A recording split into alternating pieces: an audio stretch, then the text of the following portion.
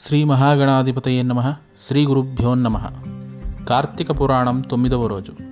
ఈరోజు కూడా రోజులాగానే స్నానము దానాలు చేస్తే మంచిది. ఈరోజు జమ్మి చెట్టు పూజ విశేషం. ఈరోజు స్నానం చేసేటప్పుడు తల మీద జమ్మి ఆకు పెట్టుకుని స్నానం చేస్తే 7 జన్మల పాపాలు తొలగిపోతాయి. జమ్మి దొరకనప్పుడు ఉసిరి, రుద్రాక్ష లేదా మారేడాకు కూడా వాడొచ్చు. ఈరోజు స్వయంపాక దానంలో మునక్కాడ దానం చేస్తే మంచిది. అన్యోన్య దాంపత్యం, కుటుంబంలో ఐక్యత పెరుగుతాయి.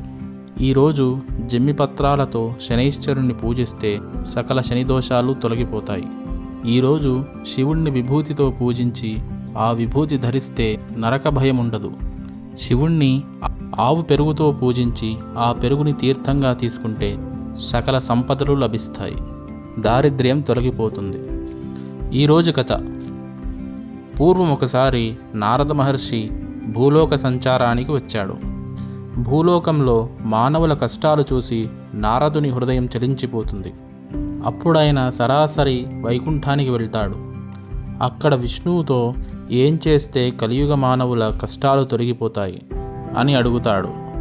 అప్పుడు శ్రీ మహావిష్ణువు కార్తీక మాసం యొక్క విశిష్టతను చెప్పి, కలియుగంలో ఎవరైతే శ్రద్ధతో కార్తీక వ్రతం చేస్తారో, కార్తీక మాసంలో శివకేశవులను స్మరిస్తారో వారికి సకల శుభాలు కలుగుతాయి, వారి కష్టాలన్నీ తొలగిపోతాయి అని చెప్తాడు. ఈరోజు ఆవు పాలు, ఆవు పెరుగు, ఆవు నెయ్యి బ్రాహ్మణులకు దానమిస్తే మంచిది. ఈ కథంతా వశిష్ఠుడు జనక మహారాజుకు చెప్పాడు. స్వస్తి.